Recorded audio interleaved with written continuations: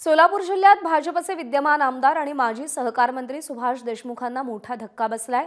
आमदार देशमुखांविरोधात 6 माजी नगरसेवकांनी बंड केले। दक्षिण सोलापूरमधून सोमनाथ वैद्य यांना भाजपने उमेदवारी द्यावी यासाठी भाजप शहराध्यक्षांकडे लेखी पत्र दिले गेले। विशेष म्हणजे भाजपचे सभागृह नेते राहिलेले श्रीनिवास कर्ली यांनीही पाठिंब्याचे पत्र दिले।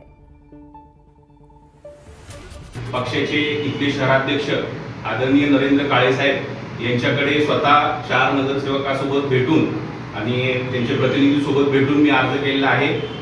दक्षिण सोलापूर विधानसभा मतदारसंघातील सोलापूर महानगरपालिकेतील साधारणपणे 6 ते 10 नगरसेवकांनी मला शिफारस पत्र देऊन मला या भागातून भाजपकडून उमेदवारी मिळावी यासाठी मला त्यांनी शिफारस दिलेली आहे आणि ते मी आता माझ्या कार्य अहवालासोबत रीतसर मी पक्षाकडे अर्ज करून शहराध्यक्षाकडे अर्ज दिलेला आहे आणि ते शिफारस पत्रही दिलेलं आहे। एबीपी माझा, उघडा डोळे बघा नीट।